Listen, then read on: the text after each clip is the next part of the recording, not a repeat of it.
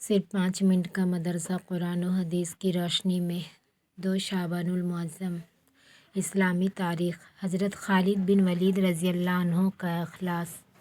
صحابہ اکرام رضی اللہ عنہم اجمعین کے ہر عمل میں اخلاص نیت اور اللہ تعالیٰ کی رضا شامل ہوتی تھی، اس لیے وہ اخلاص اور اللہ کی رضامندی حاصل کرنے کے لیے بڑے بڑے عہدے قربان کر دیا کرتے تھے۔ حضرت خالد بن ولید رضی اللہ عنہ کی معزولی ان کے اخلاص کی بہترین مثال ہے۔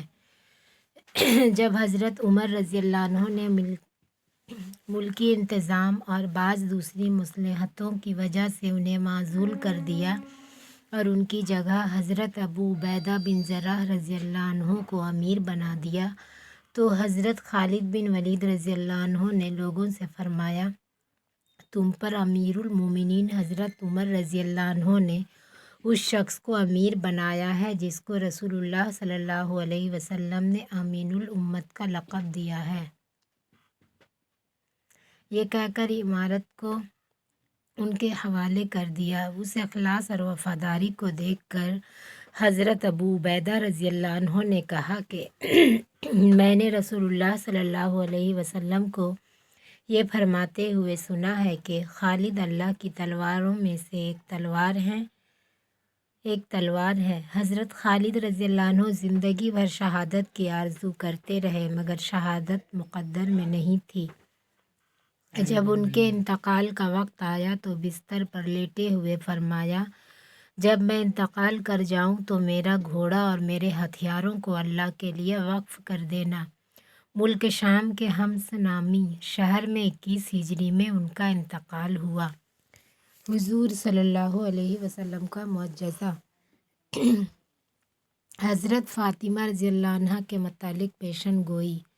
مرض الوفات میں رسول اللہ صلی اللہ علیہ وسلم نے حضرت فاطمہ رضی اللہ عنہ کو یہ خبر دی کہ میری وفات کے بعد میرے اہل و عیال میں سب سے پہلے تو آ کر مجھ سے ملے گی۔ چنانچہ رسول اللہ صلی اللہ علیہ وسلم کی وفات کے بعد آپ کی پیشن گوئی کے مطابق سب سے پہلے حضرت فاطمہ رضی اللہ عنہ کی وفات ہوئی۔ بخاری نمبر 3716۔ ایک فرض کے بارے میں مسجد میں داخل ہونے کے لیے پاک ہونا۔ رسول اللہ صلی اللہ علیہ وسلم نے فرمایا، ناپاک آدمی کے لیے مسجد میں داخل ہونے کی بالکل اجازت نہیں ہے۔ فائدہ: مسجد میں داخل ہونے کے لیے پاک ہونا ضروری ہے۔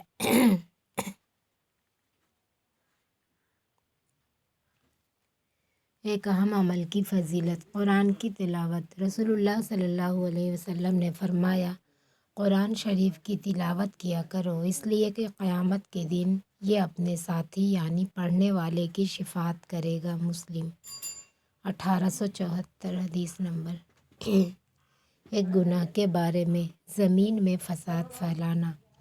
قرآن میں اللہ تعالیٰ فرماتا ہے، بلا شبہ وہ لوگ جو اللہ سے پکا عہد کرنے کے بعد توڑ ڈالتے ہیں اور ان رشتے ناتوں کو بھی توڑ ڈالتے ہیں جن کو اللہ نے جوڑے رکھنے کا حکم دیا ہے اور زمین میں فساد پھیلاتے پھرتے ہیں، تو ایسے لوگ بڑے خسارے والے ہیں۔ سورہ بقرہ آیت نمبر 27۔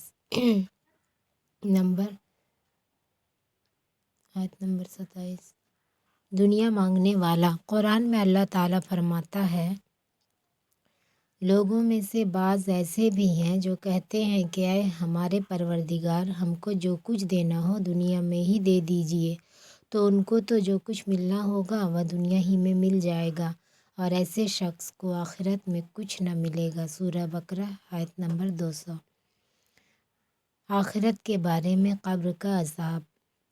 رسول اللہ صلی اللہ علیہ وسلم بنو نجار کے باغ میں تشریف لے گئے، وہاں چند قبریں تھیں۔ اچانک رسول اللہ صلی اللہ علیہ وسلم کا کھچر بدکا۔ رسول اللہ صلی اللہ علیہ وسلم نے فرمایا، مردوں کو عذاب دیا جا رہا ہے، اس کی آواز سے یہ بدکا ہے۔ اگر یہ ڈر نہ ہوتا کہ تم مردوں کو دفن کرنا چھوڑ دو گے تو میں تمہیں بھی وہ آواز سنوا دیتا۔ مسلم حدیث نمبر 7213۔